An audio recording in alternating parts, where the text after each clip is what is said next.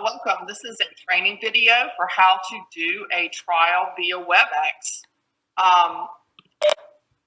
This is a mock trial with Ms. Willink and Mr. Sony from the Mecklenburg County Family Law Section participating as attorneys with their clients who are judicial interns for the summer, being played by judicial interns for the summer. Let me just start by asking, did both attorneys receive an email invitation from the clerk for this WebEx hearing? And both of you were able to forward your WebEx meeting invitation to your clients. Is that correct? Correct. That's correct. Okay. And you got a separate email from the clerk about providing your exhibits. Is that correct? Yeah. And you were able to label them according to the recommended labeling, with plaintiff's exhibits being labeled P01 and then the title of the document P02, title of the document, etc., and same for defendant? That's correct.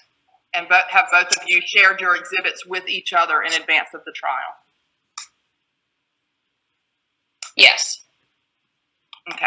I'm going to ask that if you are not talking, that you go ahead and mute yourself, which will help with background noise. And I'll go ahead and mute myself. Who is the plaintiff in this case, or who's representing the plaintiff? Connor, I'm representing the plaintiff, Mr. Charlie Ellis. As a practice note, if you look on the right-hand side, at the upper right, you can see the mute button. So I'm representing the plaintiff. Okay. All right. I will let you begin questioning your client then. Okay, Your Honor. I'd like to call Mr. Charlie Ellis to the stand, or to the virtual stand. Mr. Ellis, will you please raise your right hand? Do you solemnly swear or affirm the testimony you shall give in this proceeding shall be the truth, the whole truth, and nothing but the truth, so help you God? I do. Thank you. All right. And you have a child, Jefferson, is that right? Yes. Jefferson, 6 years old? Yes, 6 years old. And did you file an action 3 months ago to establish custody of your child? I did. And we don't yet have a permanent court order on custody, correct? Correct. All right. So talk to the court about what happened over the past couple days with regard to your child.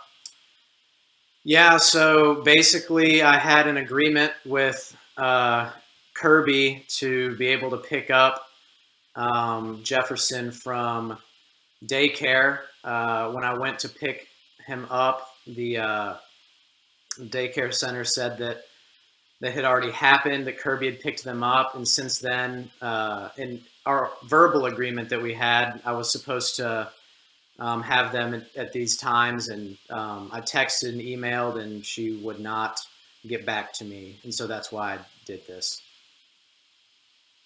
Okay, and what are you asking the court to do today? I'm asking the court to enforce the custody agreement that we agreed on. Okay, so let me introduce the exhibit. To introduce the exhibit, you look at towards the bottom of the screen that says content. It's an off arrow with a little folder. Mr. Sony, I'm having a little bit of a difficulty hearing you.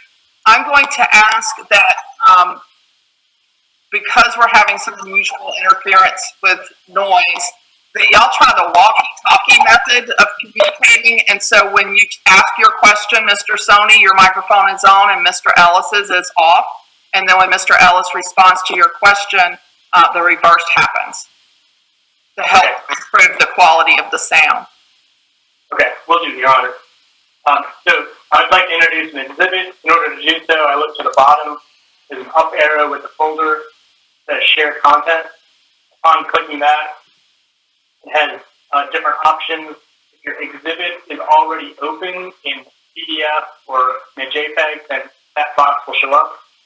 If not, you can click on share your screen.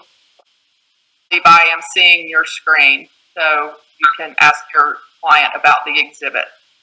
Okay, Charlie, is this a text message string between you and Kirby that occurred over the last couple of days? Remember, you're muted right now. Yes, it is.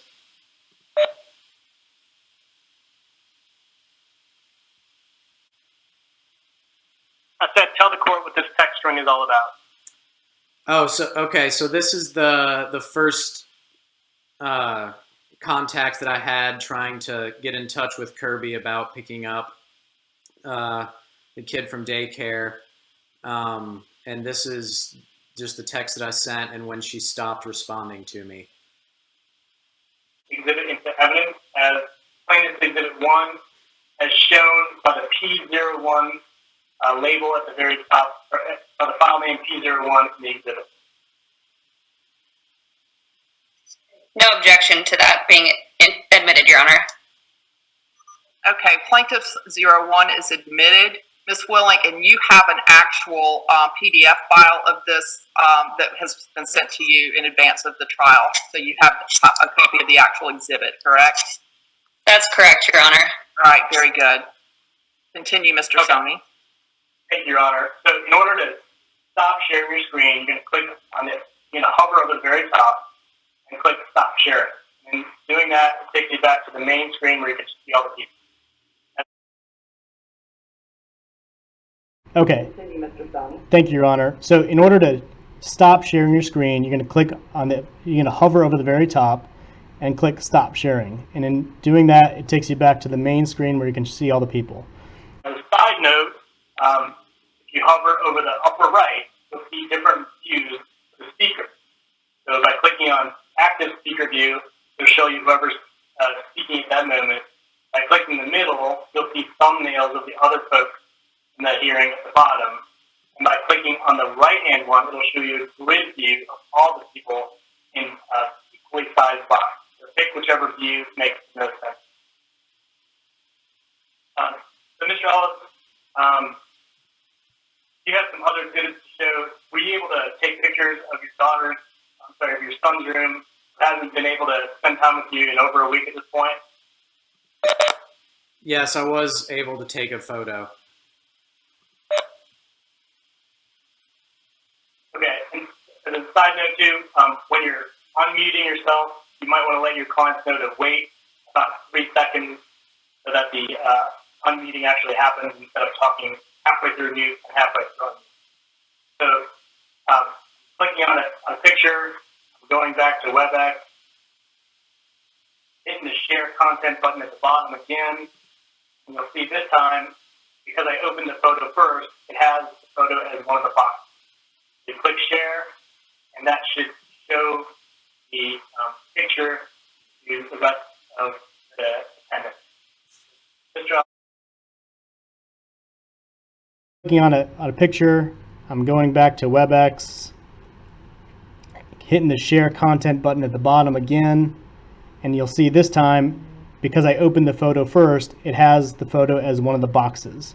So you click share, and that should show the picture to the rest of the attendants.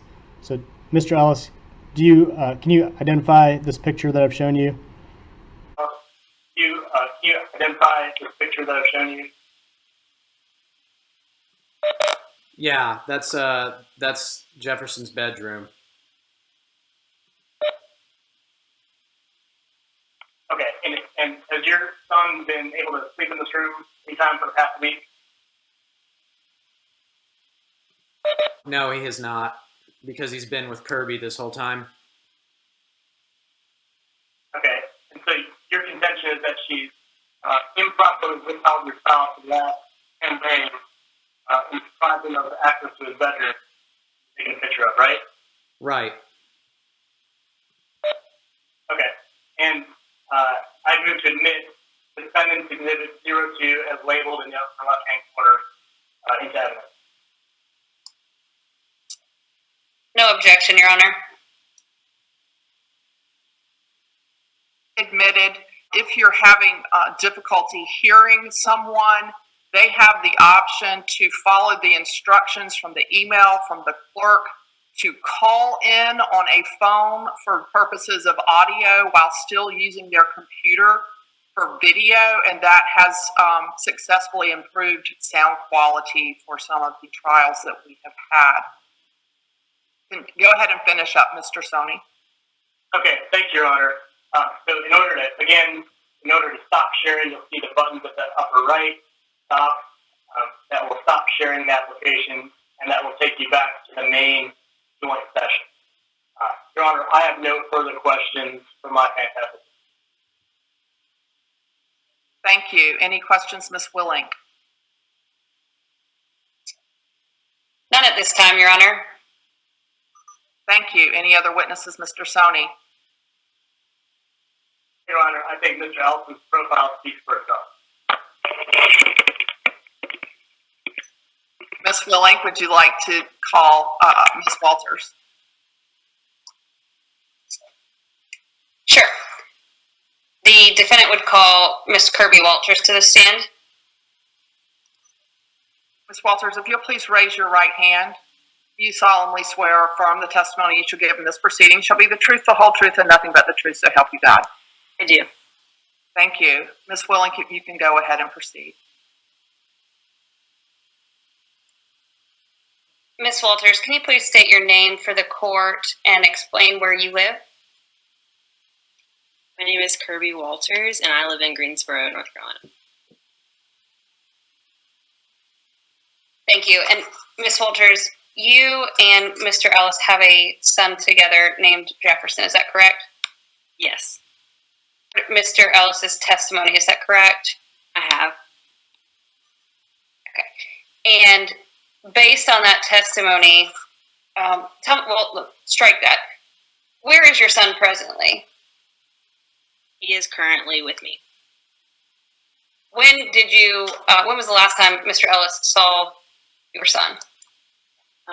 Probably last week.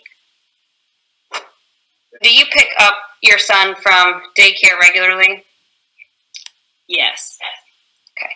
And when you go to pick up from daycare, is there a sign-in process? Can you tell the court about that, please? Yes, so when we drop him off at daycare, there is a process to sign him in once he gets there, and then once he leaves, there's a sign-out process so that he is accounted for at all parts of the day. Okay.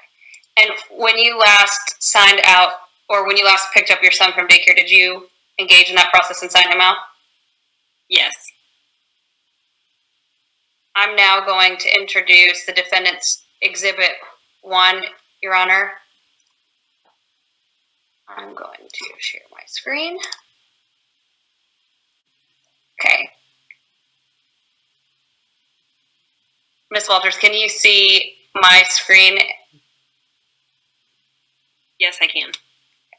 And what I'm showing you has been marked as the defendant's Exhibit 1, labeled as D01, the daycare sign-in and sign-out sheet. Would you agree with me that this is the sign-in and sign-out sheet that you use at the daycare? Yes. And you see here on the right-hand side there are initials, is that right? Correct. And on the last entry, who signed out your son? I did. And have you altered this sign-out sheet in any way? I have not. I would move to admit defendant's Exhibit 1. I object, Your Honor. It makes my client look really bad. Mr. Sony, that's not a rule of evidence, and therefore your objection is overruled. Fair enough. I think we've captured what we probably need, right? So one commentary I'll make as we're doing this recording is probably having some echo because I'm also recording on a webcam and on the phone at the same time. So hopefully your hearings will not have the same issue of a little bit of echo when y'all do it in real life. Okay, good. And like I said, the telephone call-in is another option to help improve audio quality. Also, for troubleshooting, if you find yourself hearing everyone else's mouths move, but you can't hear them talking, you may want to check your own computer speaker to make sure that you have the volume up or you don't have like headphones plugged in that you have forgotten to pull out. That's another issue that has come up, and that one's easily solved. So, okay, any other questions or comments? right. keep moving on the rate. Thank you very much. You can